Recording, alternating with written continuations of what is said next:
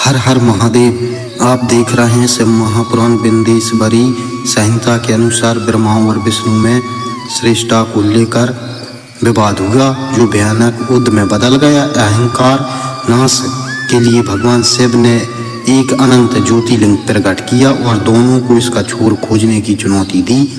विष्णु ने हार मान ली, जबकि ब्रह्मा ने झूठ बोला, जिससे शिव ने उन्हें श्राप दिया कि उनकी पृथ्वी पर पूजा नहीं होगी।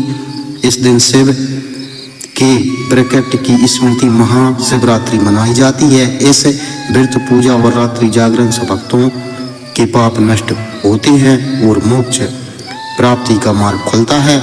लेकिन क्या शिव की यह अनंत ज्योति का रहस्य यहीं तक सीमित था या इसके पीछे कोई और गूढ़ संदेश छिपा था?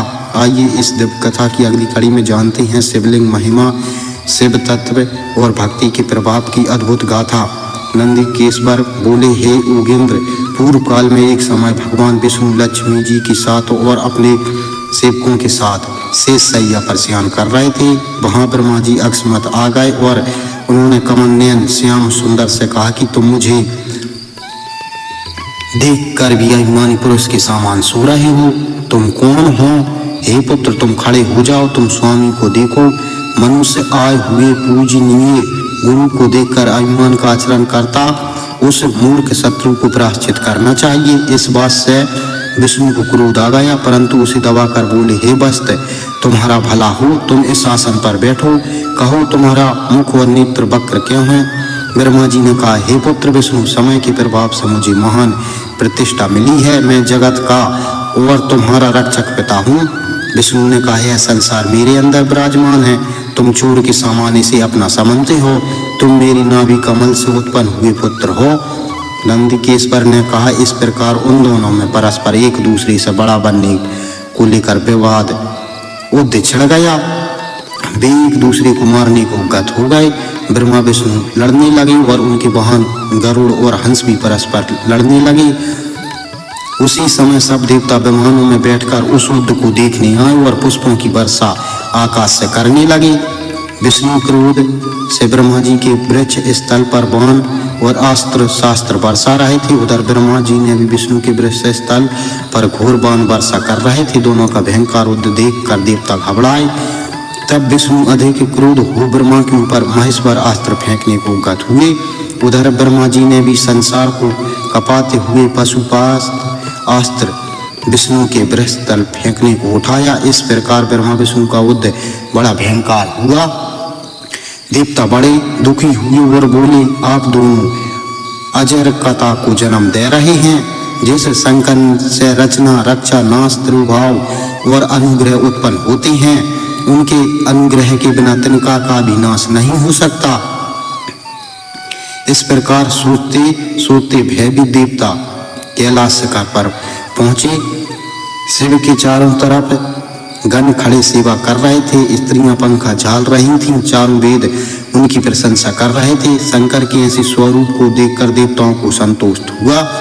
शंकर ने उन देवताओं को देखकर अपने पास बुलाया और उनको प्रसन्न करते हुए गंभीर और मधुर वाणी में कहने लगे। ईश्वर बोले, हे देवता, मुझे पूर्व में ही ब्रह्मा और विष्णु के पारस्परिक युद्ध का पता था। शंकर ने उसी सभा के बीच से 100 गणों को ब्रह्मा विष्णु के युद्ध में जाने की आज्ञा दे दी। शंकर पार्वती व अपनी सेना सहित सुंदर रथ पर सवार होकर युद्ध भूमि में जा पहुंचे। शिव ने आकाश में गुप्त रूप से उस युद्ध को देखा। दोनों ब्रह्मा विष्णु महेश्वर पशुपास्त्र अस्त्र के द्वारा एक दूसरे को मारने को तत्पर हो रहे थे। उनकी अस्त्र की ज्वालाओं से तीनों लोग भस्म से हो रहे थे। उसी समय भगवान शंकर अग्नि स्तंभ के समान भयंकर आकाश के रूप में उनके बीच में आकर खड़े हो गए।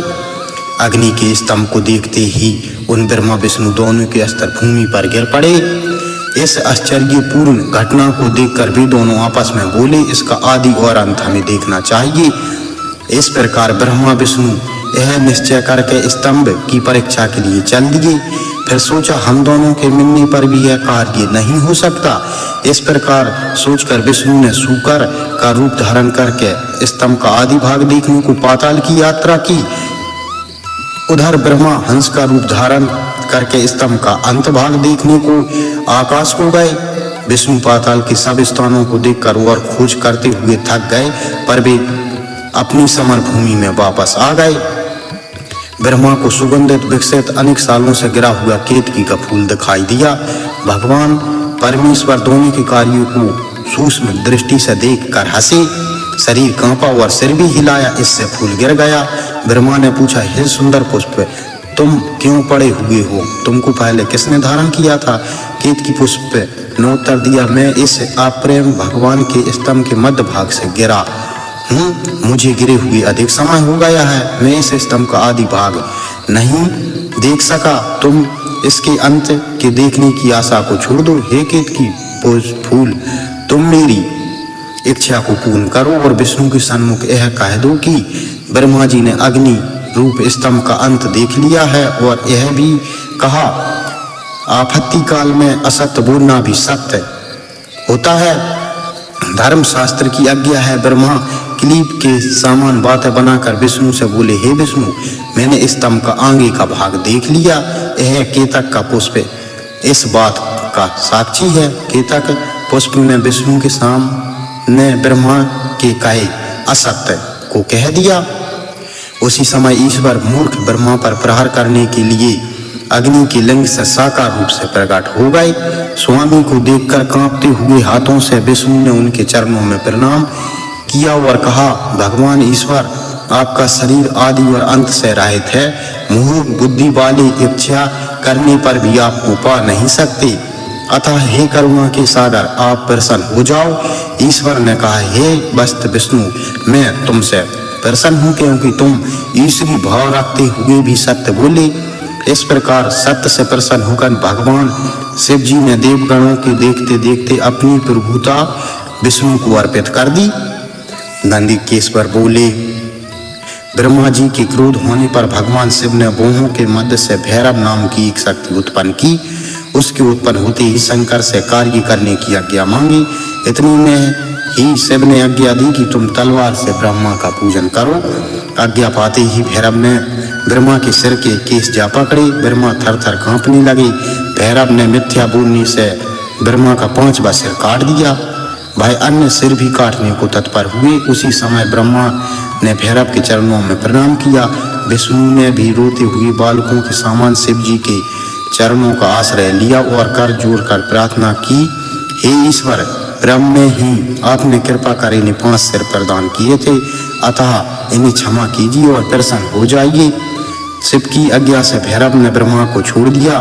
फिर भी एक सिर कटे ब्रह्मा से बोले, तुम अपनी प्रतिष्ठा और ईश्वर तत्व लिए हुए भी छल किया, इसलिए अब तुम सत्कार के स्थान और उत्सव से वंचित किए जाते हो। ब्रह्मा जी ने हे स्वामी, हे भरत कहकर अपना 5वां सिर मांगा। ईश्वर बोले, अजर कथा के भय स्वरूप से विश्व की स्थिति बिगड़ने ना दूंगा। हे पुत्र, जो अपराधी है उन्हें तुम दंड दो, लोक मर्यादा को पालो। मैं तुम्हें वर देता हूँ कि आज से तुम गणों के आचार्य हुए, वही तुम्हारा सत्कार और सम्मान किया जाएगा। कोई भी यज्ञ तुम्हारे बिना पूर्ण ना होगा। ब्रह्मा से ऐसा कहकर ईश्वर उस केतकी के पुष्प से बोले, जा भाग, तू मेरी पूजा के योग्य नहीं। गणों ने उसे भगा दिया। केतक के बार बार अनुग्रह विनय करने पर ईश्वर ने कहा, तू मेरी पूजा के योग्य तो बिल्कुल भी नहीं, फिर भी तू मेरे भक्तों के योग्य है। इस प्रकार तेरा भी जन्म सफल होगा। जहाँ मेरी मंडप रचना होगी उसका सिर मोर तू ही होगा। इस प्रकार ईश्वर ब्रह्मा, विष्णु और केतक पर कृपा कर देवताओं के मध्य अपनी शोभित सभा में जा बैठे। श्री नंदीश्वर जी ने कहा, हे सनत कुमार जी। उसी समय ब्रह्मा और विष्णु दोनों हाथ जोड़कर जगत के स्वामी भगवान शंकर को प्रणाम करके चुपचाप उनके दाएं बाएं खड़े हो गए। ब्रह्मा विष्णु शिव के पूजन से प्रसन्न होकर बोले, हे पुत्रों, इस दिन तुम दोनों के पूजन से मैं बड़ा प्रसन्न हुआ हूँ। अब से यह दिन अब अधिक पवित्र समझा जाएगा। इसका नाम शिवरात्रि होगा और यह तिथि मुझको अधिक प्रिय होगी। जो मनुष्य मेरी निराकार और साकार मूर्ति लिंग बेर की पूजा करेगा, वह संसार की रक्षा, सृष्टि आदि सभी कार्य करने में समर्थ होगा। शिवरात्रि के दिन और रात को जो मनुष्य बिना भोजन किए हुए जितेंद्रिय होकर यथाशक्ति मेरा पूजन करेगा उसको वह फल शीघ्र ही मिलेगा जो वर्ष भर पूजा करने से मनुष्य को मिलता है। यह मेरे धर्म की वृद्धि का समय है। जिस प्रकार चंद्र का उदय पूर्ण उदय देखकर समुद्र बढ़ता है, मेरी प्रतिष्ठा उत्सव आदि सब ही कार्य मंगल की दाता है। देखो, पहले मैं स्तंभ से प्रकट हुआ था, उस समय मघ सिर का महीना आद्रा नक्षत्र था। ऐसे पुण्य समय में जो मेरे पार्वती के साथ दर्शन करता है वह मुझको स्वामी कार्तिक से भी अधिक प्रिय है। परंतु जो उस दिन पूजन करता है उसकी फल प्राप्ति का कहना ही क्या है। मैं तुम्हारे रणस्थल में लिंग के रूप में प्रकट हुआ था, अतः इसका नाम लिंग स्थान कहलाएगा। यह लिंग अग्नि पर्वत के समान प्रकट हुआ था, इसलिए ही इसका नाम अरुणाचल होगा। इस तीर्थ में रहने से और मरने से जीवों को 5 प्रकार के मोक्ष की प्राप्ति होगी। मोक्ष के नाम ये हैं: सालोक्य, समीप्य, सारूप्य, सप्रेष्ठ और सायुज्य। हे ब्रह्मा विष्णु, तुम सब अपने अपने मनोरथ को शीघ्र पूर्ण करो। नंदीकेश्वर ने कहा, हे सनत कुमार, भगवान शिव ने ब्रह्मा विष्णु पर इस प्रकार अनुग्रह किया और उन दोनों के युद्ध में जो सैनिक परस्पर लड़कर मर गए थे उनको अपनी शक्ति और अमृत धारा से जीवित कर दिया। इसके पश्चात भगवान शिव ने उन दोनों की मूर्खता और शत्रुता को दूर करने के लिए उन दोनों से कहा, देखो मेरे 2 रूप हैं, साकार और निराकार, और किसी के 2 रूप नहीं हैं, इसलिए अन्य सब प्रभुता से रहित हैं। इसलिए तुम दोनों ने अज्ञानतावश अपनी प्रभुता प्रदर्शन करने के लिए युद्ध किया। मैं सोमेश रणभूमि में तुम्हारे प्रभुता का निरंकरण करने को प्रस्तुत हुआ हूँ। अब तुम अपनी प्रस्तुता की कामना छोड़ो, मेरी ओर ध्यान लगा दो। संसार में मेरे अनुग्रह से सब काम सफल होते हैं, अधिक क्या कहें। गुरु के वचन ही उसमें प्रमाण रूप है। मैं ही पार ब्रह्म, अनुग्रह आदि मेरे कर्म हैं। हे पुत्र सामान ब्रह्मा विष्णु, मैं विस्तार के कारण, वृद्धि के कारण ब्रह्मा हूँ और सर्वव्यापक होने के कारण आत्मा भी हूँ। अन्य सब आत्मा रहित हैं, मैं ही नित्य हूँ। तुम दोनों को इस नित्य लिंग की पूजा करनी चाहिए। यह मेरा ही शरीर है और मेरी समीपता का कारण है। साकार और निराकार का भेद छोड़कर नित्य इसका अर्चन करना चाहिए।